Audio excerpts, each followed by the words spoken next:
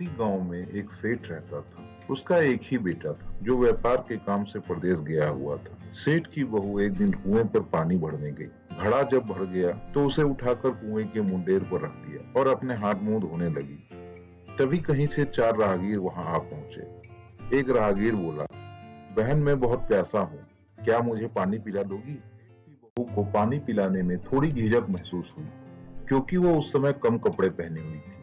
उसके पास लोटा या गिलास भी नहीं था जिससे वो पानी पिला देती। इसी कारण वह उन राहगीरों को पानी पिलाना उसे ठीक नहीं लगा। बहू ने उससे पूछा, आप कौन हैं? मैं एक यात्री हूँ। यात्री तो कार में केवल 2 ही होते हैं। उन दोनों में से कौन है? अगर आपने मेरे इस सवाल का सही जवाब दे दिया तो मैं आपको पानी पिला दूंगी, नहीं तो मैं पानी नहीं पिलाऊंगी। सारा राहगीर उसकी बातों का कोई जवाब नहीं दे पाया। अच्छा, मैं इसका दोस्त हूँ, कम से कम मुझे तो पानी पिला दो। अच्छा, तो आप बताइए आप कौन हैं? मैं तो एक गरीब आदमी हूँ। भैया, गरीब तो केवल 2 ही होते हैं, आप उनमें से कौन हैं? प्रश्न सुनकर दूसरा राहगीर चकरा गया। उसको कोई जवाब नहीं सूझा तो वो चुपचाप हट गया। मुझे बहुत प्यास लगी है, ईश्वर के लिए मुझे तो कम से कम पानी पिला दो। अब आप कौन हैं? अब आप कौन हैं? बहन, मैं तो एक अनपढ़ गंवार हूँ। अरे भाई, अनपढ़ गंवार तो इस संसार में बस 2 ही होते हैं, आप उनमें से कौन हैं? तीसरा राहगीर भी कुछ नहीं बोल पाया। बहन, मैं अंतिम हूँ, कम से कम मुझे पानी पिला दो। प्यासे को पानी पिलाना तो बहुत बड़े पुण्य का काम होता। उसकी बहू बहुत ही चतुर और होशियार थी। उसने राहगीर से फिर पूछा, अब आप कौन हैं? मैं तो बहन बड़ा ही मूर्ख हूँ। मूर्ख तो संसार में केवल 2 ही होते हैं, आप उनमें से कौन हैं? वह बेचारा भी उसके प्रश्न का उत्तर नहीं दे सका। चारों पानी पिए बगैर ही वहाँ से जाने लगी। यहाँ से थोड़ी ही दूर पर मेरा घर है, आप लोग कृपया वहाँ चलिए, मैं आप लोगों को पानी पिला दूंगी। चारों राहगीर उसके घर की तरफ चल पड़े।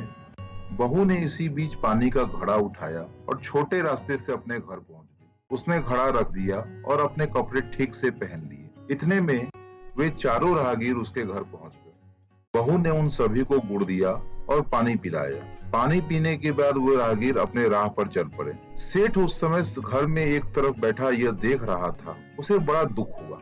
वह सोचने लगा, इसका पति तो व्यापार करने के लिए प्रदेश गया है और यह उसकी गैर हाजिरी में पराये मर्दों को घर बुलाती है, उसके साथ हंसती बोलती है। इससे तो मेरा भी लिहाज नहीं है।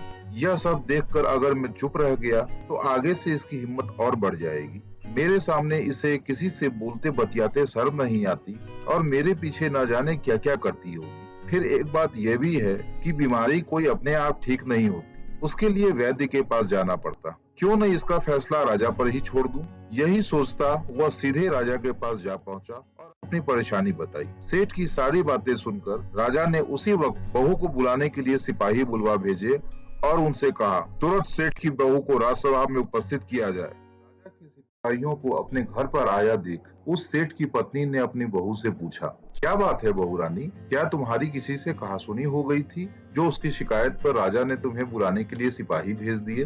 बहू ने सास की चिंता को दूर करते हुए कहा, मेरी किसी से कोई कहासुनी नहीं हुई है, आप जरा सा भी फिक्र न करें। सास को आश्वस्त कर वह सिपाहियों से बोली, तुम पहले अपने राजा से पूछकर आओ कि उन्होंने मुझे किस रूप में बुलाया है, बहन, बेटी या फिर बहू के रूप में? किस रूप में मैं उनकी सभा में आऊं? बहू की बात सुन सिपाही वापस चले गए। उन्होंने राजा को सारी बातें बताई। राजा ने तुरंत आदेश दिया कि पालकी लेकर जाओ और कहना कि उसे बहू के रूप में बुलाया गया।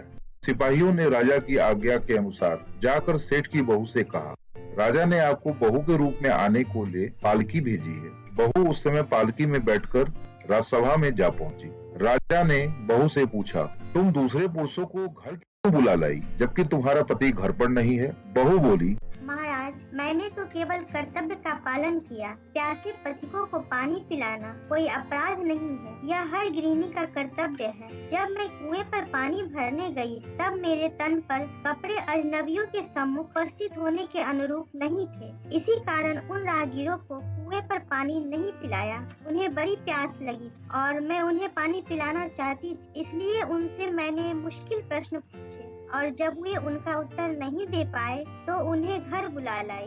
घर पहुंचकर ही उन्हें पानी पिलाना उचित था। राजा को बहू की बात ठीक लगी। राजा को उन प्रश्नों के बारे में जानने की बड़ी उत्सुकता हुई जो बहू ने चारों राहगीरों से पूछे थे। राजा ने सेठ की बहू से कहा, भला मैं भी तो सुनूं कि वे कौन से प्रश्न थे जिनका उत्तर वे लोग नहीं दे पाए।